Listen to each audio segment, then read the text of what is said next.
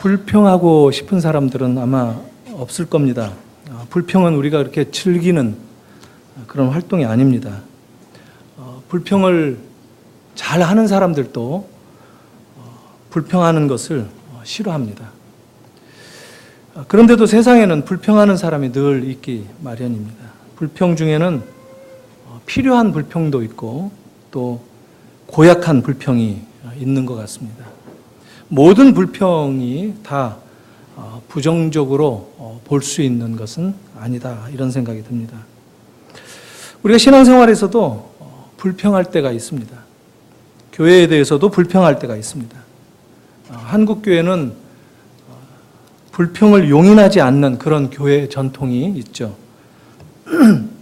불평을 하면 믿음이 없다고 지적하면서 무조건 토달지 말고 순종하라, 이렇게 가르치는 전통이 있습니다. 그런데 성경에 보면 하나님도 이스라엘 백성들이 불평할 때 들어주신 것들을 우리가 봅니다. 한국교회가 이따금씩 하나님보다도 더 우위에 있는 그런 전통을 지키는 그런 경향이 있는 것을 이 시간 한번 돌아보면서 오늘 말씀을 좀 나누었으면 좋겠습니다. 비록 불평이 정상적인 것은 아닙니다. 뭔가 잘못된 것에 대해서 얘기를 하는 것이죠. 그렇다고 모든 불평이 잘못된 것은 아니다 하는 것을, 또 불평 자체가 문제가 되는 것은 아니다 하는 것을 우리가 한번 확인할 필요가 있다는 겁니다. 영국과 미국은 같은 영어권인데도 불평 문화에 있어서 아주 큰 차이가 있습니다. 저는 영국에서 한 7년 살았었고 또 미국도 자주 다녀본 그런 입장인데, 이 두 나라는 같은 언어를 쓰는 것 같으면서도 가장 다른 문화를 가지고 있습니다. 마치 고양이와 개와 같은, 꼬리를 들면 기뻐하는 강아지와는 반대로 또 꼬리를 들면 화났다라는 그런 고양이처럼 서로 차이가 있는 것을 알 수 있습니다. 미국에서 이 레스토랑에서 음식을 먹다가 이물질이 나오면 불평하는 정도가 아닙니다. 바로 수에 들어가죠. 고소하는 것이죠. 일회용 종이컵을 이게 커피를 받다가 손이 되었다라고 해서 맥도날드를 고소해서 수십억을 받았던 그런 예도 있습니다. 우리가 참 상상도 할 수 없었던 일들이 벌어지는 것 같기도 합니다. 미국은 소송 천국이죠. 그래서 전 세계의 변호사들의 75%가 미국에 있습니다. 전 세계에서 벌어지고 있는 모든 소송의 94% 이상이 미국에서 발생된다고 합니다.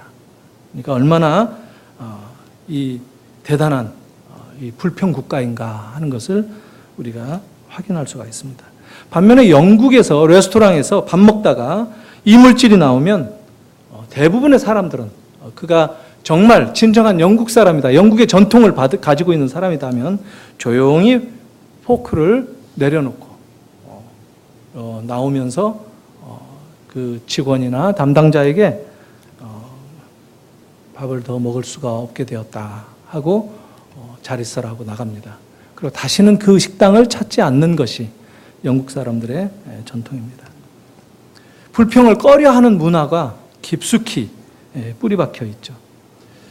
어떻게 보면 가장 민주적인 사회이면서도 가장 이 왕권이 유지되는 사회가 영국인데, 참 그 나라도 그렇게 정상적인 나라는 아닌 것 같은데 그래도 굉장한 선진 문화를 이루고 있다고 얘기를 합니다. 노동자들도 많이 있고 그러는데 여왕의, 백작의, 공작의 이런 계급사회가 구성되어 있는데 누구도 그거에 대해서 불평하지 않습니다. 만족합니다. 오히려 왕자가 또 왕세손, 후손을 낳았다 하면 병원에 가서 이렇게 우리 이 기획사에서 기다리는 그 팬들처럼 병원에 가서 많은 국민들이 할머니에서부터 젊은이들에 이르기까지 꽃다발 들고 기다렸다가 그 왕자를 축하하고 그렇게 맞이하는 그런 문화가 영국의 문화입니다. 불만을 별로 좋아하지 않는 그런 것이죠. 그래서 대중들 앞에서 불평하는 사람들을 도덕적으로 뭔가 열등한 그런 약골이다 이렇게 무시해오는 문화적인 정서가 있습니다. 힘든 일이 있어도 꿋꿋이 참는 것을 이상적인 그런 성품으로 받아들여왔고 또 감정을 짓눌러서 잘 다스리고 억제하고 이성의 흐트러짐 없는 고요한 가운데 삶을 살아야 된다 이런 것들을 가르쳐온 문화라고 여겨집니다.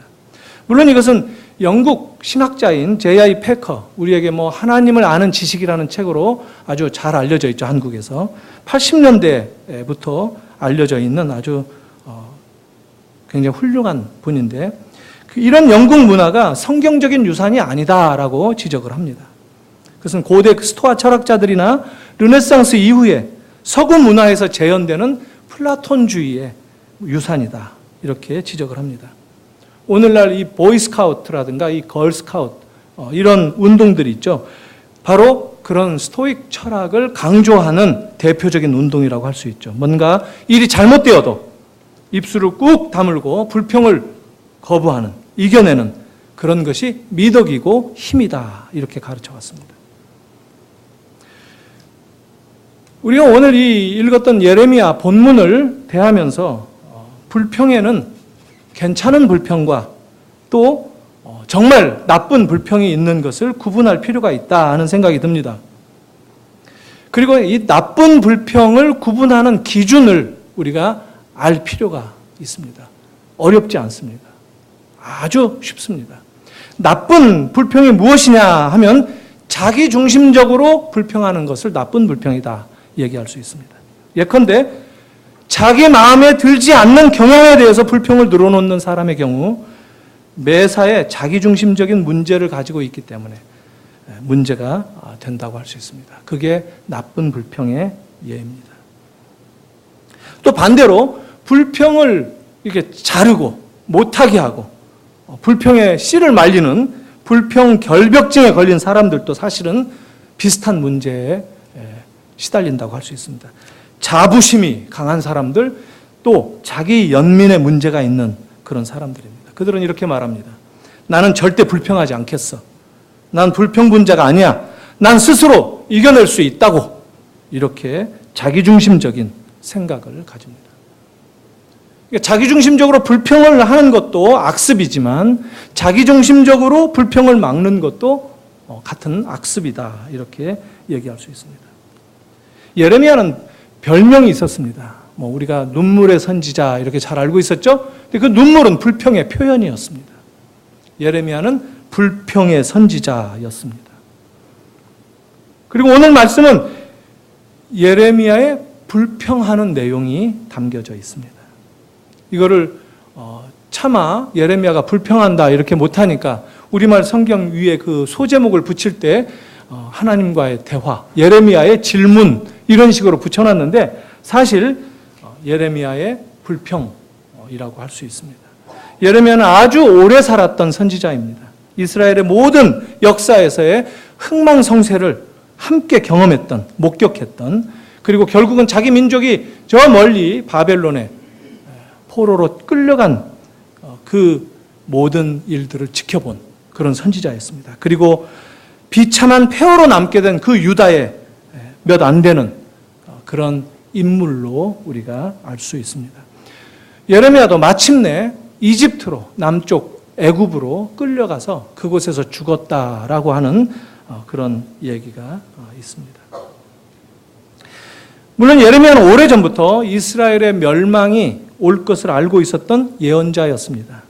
자기 백성들이 자기가 아무리 돌아와라 하고 경고를 할지라도 결국 그 예언을 거부할 것이다 라는 것도 알았던 선지자였습니다. 이런 상황에서 그는 하나님께 불평을 늘어놓습니다. 오늘 본문뿐만이 아니라 예레미야는 전체가 다 하나님과 질문하는 그런 대화하는 내용인데 그게 주로 다 불평이다 할 수가 있습니다. 이런 말씀을 통해서 우리로 하여금 불평에 대한 새로운 시각을 갖도록 해주는 그런 도전을 준다고도 볼 수가 있습니다. 예레미야는 오늘 말씀에서 아주 오랫동안 내려왔던 질문, 그리고 어쩌면 정말 힘든 상황 가운데서 꼭 하나님께 한번 물어보고 싶었던 그런 질문. 이것은 오늘 저와 여러분들이 이 세상을 살아가면서도 오늘날 그리스도인들도 역시 품고 있을 그런 질문을 던집니다. 왜 의로우신 하나님은 나쁜 사람들이 형통하고 하나님께 부름받은 선한 사람들, 좋은 사람들, 착한 사람들은 고난받도록 허용하시는가? 이 주제를 질문합니다. 그러나 하나님은 그에게 침묵하십니다. 예레미야 20장으로 건너가면 7절, 8절에서 또 불평을 합니다. 하나님과의 관계를 말로 공격을 합니다. 제가 잠깐 읽겠습니다. 여호와여, 주께서 나를 권유하심으로 내가 그 권유를 받았사오며 주께서 나보다 강하사 이기셨으므로 내가 조롱거리가 되니 사람마다 종일토록 나를 조롱하나이다. 내가 말할 때 외치며 파멸과 멸망을 선포하므로 여호와의 말씀으로 말미암아 내가 종일토록 치욕과 모욕거리가 됨이니이다. 그는 자기가 맡았던 예언자의 이 임무를 불평하고 있습니다. 그의 불평은 이런 뜻이었습니다. 하나님은 저를 절대 예측할 수 없는 곳으로 이끌고 가셨습니다. 제가 하나님의 압력에 저항할 수만 있었다면 가지 않았겠는데 도저히 거절할 수 없고 저항할 수 없는 그런 상황에서 저를 처하게 하셨습니다. 하나님의 억지로 저를 밀어 넣으셨습니다. 그 결과 저는 이제 조롱거리가 되었습니다. 웃음거리가 되었습니다. 사람들이 제가 이런 말을 한다고 비웃습니다 하는 그런 취지의 불평을 던집니다. 경건한 선지자, 경건한 구약의 인물로 손꼽히는 예레미야지만 하나님께 노골적으로 불평을 털어놓고 있습니다. 그런데 한 가지 이상한 점은 이런 불평을 한다고 해서 책망받지 않았다라는 점입니다. 아주 놀랍습니다. 이스라엘은 그들의 자기중심적인 사고방식에 의해서 불평하다가 책망도 받죠. 하나님께서 책망하시면서도 불평을 들어주십니다. 해결을 해주십니다. 문제를 들어주시죠. 그런데 성경에서 불평하는 기도가 책망받은 적이 없다 하는 것을 우리가 알아야 된다는 겁니다. 많은 성경의 인물들도 의외로 불평을 했습니다. 상황이 힘겹고 어려울 때, 고립되고 무력감을 느낄 때, 또 절망을 경험하면서 상처받았을 때 하나님께 실망으로 돌리고 불평을 늘어놓은 적이 많이 있습니다. 대표적으로 주님 도대체 어느 때까지입니까? 하는 이런 질문, 이 불평의 질문만 시편에 20번이나 나옵니다. 주로 다윗이 했던 불평이기도 하죠. 육체적으로 병들고 영적으로 평안하지 못할 때 불평하는 기도를 했었다 하는 겁니다. 다윗도 믿었던 사람들에게 배신당하기도 하고 쫓겨다닐 때 아주 실망스럽고 고통스럽고 고독한 경험을 할 때 불평하는 기도를 했습니다. 욥도 순식간에 건강과 재산과 가족을 모두 잃어버렸을 때, 그리고 또 친구들에게 도리어 네가 믿음이 없어서 그렇다라고 지적받았을 때, 추궁받았을 때 불평하는 기도를 했습니다. 한편으로는 믿음을 붙들고 하나님께 의지하고 하나님께 문제를 풀어달라고 하면서도 또 다른 한편으로는 원망 섞인 자기 정당한 내 문제가 도대체 어디에서 왔을까 하는 그런 궁금한 질문들을 하나님을 향해서 했었다 하는 겁니다. 우리도 마찬가지입니다. 물질을 잃거나 인간관계를 잃어버렸을 때, 고통을 경험할 때, 인생이 고독할 때, 힘들다고 하나님께 불평할 때가 종종 있습니다. 사실 우리 그리스도인들도 이 세상을 살면서 인생의 쓴맛도 보지만 또 한때는 기뻤던 그런 것을 기준 삼아서 우리의 형편이 늘 어떤 기준 아래로 처질 때에는 불평을 합니다. 그리스도인들도 사실은 이 세상에서의 흥망성쇠를 같이 경험하고 살아갑니다. 그리고 그리스도인들이라고 해서 언제나 장미꽃밭만을 경험하는 인생을 살지는 않습니다. 우리 중에 어떤 사람들은 끔찍한 상실을 경험하면서 살아가기도 합니다. 어떤 사람은 심지어 욥보다도 더 심한 상실을 경험하기도 합니다. 재산도 잃고 또 건강도 잃고 체면과 자존심도 구겨지고 친구들도 잃고 그리고 가장 고통스럽게는 배우자나 또 자녀들을 잃기도 합니다. 이럴 때 우리는 불평하는 기도로 하나님께 아뢰고 또 그럴 때가 많이 있는 것이 우리의 현실입니다. 저도 개인적으로 불평하는 기도를 해본 적이 있습니다. 오래전에 이 가난한 신학생이었었는데 목사가 막 되자마자 좀 이 한국에서의 자리 잡는 이 안정스러운 그런 삶을 다시 내려놓고 유학을 결정하고 영국으로 떠날 때 결혼해서 살던 그 전셋집을 정리하고 그것으로 방세 내고 또 비행기 티켓도 끊고 이러면서 유학을 갈 때 남은 돈으로 이래저래 빚도 갚고 정리도 하고 하니까 돈이 별로 남지 않았습니다. 런던에서 살 집을 6개월 정도 집세를 미리 보내놨기 때문에 뭐 살 때는 있었습니다. 수중에 65만 원을 들고 비행기를 탔습니다. 막내는 뱃속에 있었고 세 식구가 앉아서 가는데 가운데 애가 있고 이륙을 할 때쯤 되는데 제 마음 가운데 뜨거운 눈물이 이렇게 솟구쳐 오면서 실망스럽고 매우 참 원망스러운 그런 생각을 했던 적이 있습니다. 65만 원이면 뭐 그때 환율이 참 좋았을 때인데 그래도 500파운드 정도 됩니다. 한 일주일 생활비 정도 된다고 할 수 있겠죠. 근데 제가 어떻게 원망을 했느냐면 지금도 생생히 기억합니다. 허공을 쳐다보면서 이 깜깜한 천정을 쳐다보면서 하나님, 아브라함은 집 떠나라고 부르셨을 때 재산은 좀 쥐어 주시지 않았습니까? 저는 이게 뭡니까? 근데 참 놀랍게도 그 순간 제 머릿속에 어떤 생각이 떠올랐습니다. 저는 그게 성령님이 저를 사랑으로 간섭하셨다고 지금도 믿습니다.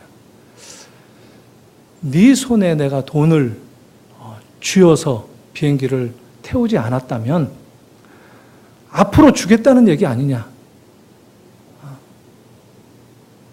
정신이 번쩍 났습니다. 근데 뭐 한편으로는 호주머니에 지금 있어야 이게 안심이 되지 않습니까? 여러분? 또 막막하지만 그래도 이런 게 또 하나님의 인도일 거야 하는 마음으로 갔습니다. 영국에 도착한 첫날 저녁이었는데 얼굴도 모르고 생전 본 적이 없는 부부가 한국인 부부가 저희 집을 찾아와서 노크를 했습니다. 쌀 한 푸대, 라면 한 박스, 라면이 굉장히 귀합니다. 영국에서는. 반찬거리들 들고 같이 저희 집을 찾아와 오셨습니다. 누구시냐 했는데 이런 사람이다. 당신들이 올 줄 알았다 하면서 놓고 가는 것이었어요. 첫날 저녁에 아주 작은 개런티를 보증금을 받듯이 그런 약속의 사인을 경험한 것으로 여겨졌습니다. 그 남자분은 예수도 안 믿었던 분이었어요. 부인 집사님 따라서 짐꾼으로 왔었는데 그때 저를 만나가지고 지금은 장로님이 되셔서 교회를 잘 섬기고 있습니다. 정말 그럴 때 저도 불평을 해본 적이 있습니다. 근데 제가 영국에서 돌아올 때 7년 후에 계산을 해봤습니다.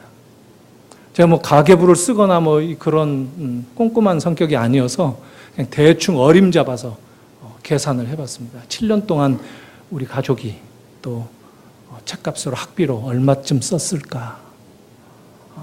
한 3억 가까이 되는 것 같았어요. 그래서 제가 그런 불평을 통해서 떠나갔었는데 하나님께서 그런 경험들을 통해서 약속은 손에 주어진 것은 아니구나. 그러나 이 작은 개런티, 이 보증금 그거 하나 갖고 받아서 그거 붙들고 가는구나. 이게 우리 인생이라는 것을 깨닫고 그 이후로는 제가 사실 절대 실망해 본 적이 없습니다. 제 삶에 어떤 상황이 와도 실망해 본 적이 없습니다. 하나님은 우리와 함께 하시는 것을 마음속으로 경험했기 때문에 저는 여러분들도 그런 경험들을 하시리라고 여겨집니다. 이런 경험들을 통해서 우리는 사람을 의지하는 것이 아니라 환경을 의지하는 것이 아니라 우리 하나님께서 우리와 동행하신다는 그것을 붙들게 되는 것이고 그걸 믿음이라고 얘기를 합니다. 그게 우리의 신앙생활입니다. 저는 우리 샘물교회 모든 성도님들이 이렇게 하나님을 의지하면서 삶을 씨름하고 그러면서 경험하고 하나님이 여기만큼 나를 인도해 주셨다. 여기까지 나를 이끌어 주셨다 하는 하나의 또 다른 이정표를 세우고 또 앞길을 향해서 넘어가는 그런 삶으로 다들 쓰셨으면 좋겠습니다. 하나님의 능력을 우리의 삶 속에서 경험하는 그런 성도들이 우리 교회 성도들이었으면 참 좋겠습니다. 욥의 경험을 한번 보십시오. 하나님이 나타나셔서 폭풍 가운데 임하셨을 때 그렇게 침묵하셨던 그 하나님께서 욥에게 무수한 질문으로 반문을 합니다. 그 내용이 무엇이었죠? 욥은 한마디도 대꾸할 수 없었습니다. 네가 살아있는 염소가 언제 어느 때 새끼를 낳을 줄 네가 아느냐? 타조는 어떠냐? 악어의 힘이 어디에서 나오는지, 하마가 왜 힘이 센지 네가 아느냐? 대답을 못했습니다. 질문을 하나님께서 40개, 50개 정도를 던지셨습니다. 네가 들나귀를 제어할 수 있느냐? 하나님의 요점은 무엇이냐 하면 내가 세계를 창조하였고 관리할 때 얼마나 지혜로운지 네가 보고 있지 않느냐? 내가 창조의 주님이시다. 너는 피조물 아니더냐 하는 것입니다. 욥이 고백을 하죠. 제가 비천합니다. 손으로 입을 가릴 뿐입니다. 할 말이 없군요. 제가 참 죄인입니다. 제가 피조물입니다. 하는 것을 고백했습니다. 사랑하는 성도 여러분, 우리가 살면서 하나님을 불평할 때가 있습니다. 불평해도 괜찮습니다. 불평해도 하나님 꾸중하지 않으십니다. 그리고 어쩌면 그 불평도 하나님 다 들어주십니다. 그리고 그 불평의 환경을 고쳐주실 수도 있습니다. 그렇지만 불평하면서 우리가 한 가지 반드시 붙들어야 될 것은 하나님이 우리의 창조주시다. 하나님이 우리의 구원의 주님이시다. 하나님이 온 우주 만물을 지으셨다. 나는 피조물이다. 나는 비천한 자다 하는 것을 인정하는 것, 그것이 우리의 바른 태도입니다. 이것이 불평하는 기도의 요지입니다. MBA 출신 아주 그 유능한 청년, 제가 30대 이 청년들을 한 200여 명 가까이 말씀 나누면서 몇 년간 지냈던 적이 있는데 아주 이 엘리트 유명한 또 아주 좋은 직장에서 그때 당시에도 상상도 못하는 연봉을 받으면서 스카웃되어서 일하는 그 청년이 만나자 상담할 게 있다 해서 만났습니다. 저는 너무 지금 실망스럽고 너무 지금 불행하다. 한번 이 얘기를 좀 해봐라. 자초지종을 얘기해봐라. 근데 회사를 잘 다니고 있었는데 헤드헌터가 찾아와서 이직을 할 것을 권유했답니다. 그래서 새로운 직장이 아직 그렇게 이름은 없지만 잠재력이 있고 미국계 뭐 어떤 펀드가 들어오고 해서 앞으로 굉장히 좋을 것이다. 네가 아주 거기서 중요한 역할을 맡아주면 좋겠다. 근데 문제가 생기려면 꼭 그런 환경에 맞아 떨어지는데 돈이 많이 필요했었답니다. 그래서 2배를 주는 연봉의 회사로 이직을 했습니다. 근데 1년이 채 못 가서 그 회사가 망했습니다. 자기가 어리석었다고 얘기를 합니다. 좀 괴롭다고. 용서할 수가 없겠다고. 자기가 자기를 용서할 수 없다고. 내가 왜 그런 바보 짓을 했는지 모르겠다고. 후회하면서, 땅을 치면서, 화를 내면서 얘기를 하는 것이었습니다. 그래서 하나님은 네 마음을 잘 알 거야. 하나님은 그런 거 크게 문제 삼으시지 않고 너 용서하셨으니까 다시 새 출발을 하는 게 어떻겠는가. 알아요. 하나님이 나 용서하신 줄 다 알고. 근데 자기는 자기를 용서할 수 없겠다. 그래서 하나님이 너를 용서했다니까. 알아요. 나는 나를 용서할 수 없어요. 3번 반복해서. 제가 그때는 좀 젊었어요. 저도 성질이 굉장히 급했던 그런 시절이었습니다. 잠깐! 아주 스톱시켰습니다. 네 하나님은 도대체 누구냐? 네가 너의 하나님이냐? 하나님이 너를 용서했다고 하는데 네가 너를 용서 못하다니 네가 네 인생의 주인 아니냐? 얘기했어요. 눈을 뻥하니 쳐다보다가 고개를 숙이더라고요. 놀랍게도 우리가 그렇게 살 때가 많이 있습니다. 내가 한 일에 대해서 내가 미련을 못 버리는, 그래서 하나님의 계획을 더 이상 보려고 하지 않는 그런 자리에 우리가 더러 있을 때가 있다는 것입니다. 사랑하는 성도 여러분, 우리가 불평할 수 있습니다. 그러나 우리의 불평하는 것은 그저 인생이 제대로 돌아가지 않기 때문에 내 중심적으로 봤을 때 푸념하는 그런 것이 아니라 이 불평을 통해서 우리가 두려움을 느끼고 또 상처받았을 때 만물을 다스리시는 그 하나님 아버지께로 나아가는 그게 불평의 징검다리다 하는 것입니다. 그 불평을 통해서 우리는 하나님의 자녀인 것을 알게 됩니다. 그 불평을 통해서 내가 미천한 자라는 것을 인정하게 됩니다. 하나님은 있는 그대로, 우리의 모습을 있는 그대로 주님께 아뢰기를 원하십니다. 그래서 우리가 불평할지라도 그것을 받아주시고 함께 하십니다. 그러나 하나님의 배후를 뒤집는 일을 우리가 해서는 안 된다는 겁니다. 하나님이 세상에 왜 계시는가? 이런 건 질문이 성립이 되지 않습니다. 그분은 영원하신 분이고, 그분이 영원하신 분인데 우리가 그분이 왜 계시는가 물어보는 것은 어처구니 없는 질문 아닙니까?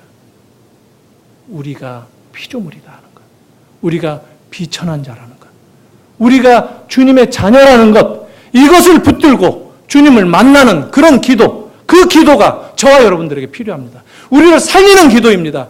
그 기도가 우리의 삶을 변화시키는 기도입니다. 그 기도를 통해서 주님은 언제든지 우리를 만나주십니다. 사랑하는 성도 여러분, 여러분들의 삶이 힘들고 어렵고 또 불평할 여러 환경 속에 있는 것을 압니다. 더러 어떤 분들은 너무너무 실망스럽겠죠. 내가 실망스럽고 나를 이렇게 만든 것으로 여겨지는 그 누군가, 다른 사람이 실망스럽고 배신감을 느끼고 또 하나님도 원망스러울 때가 있습니다. 우리의 모든 불평은 모아서 하나님께 아뢰시기를 바랍니다. 주님, 제가 지금 힘듭니다. 제가 죽겠나이다. 그러나 제가 주님의 약속을 붙들겠습니다. 그러나 이 힘든 것과 약속을 붙드는 것이 결국은 주님이 나를 인도하시는 그 방향을 설정해 주는 것이 아닙니까? 하루하루 주님께 나아가십시오. 여러분들의 삶 가운데 은혜를 부어 주실 것입니다. 이것이 복음입니다. 기도하겠습니다. 하나님 아버지 은혜를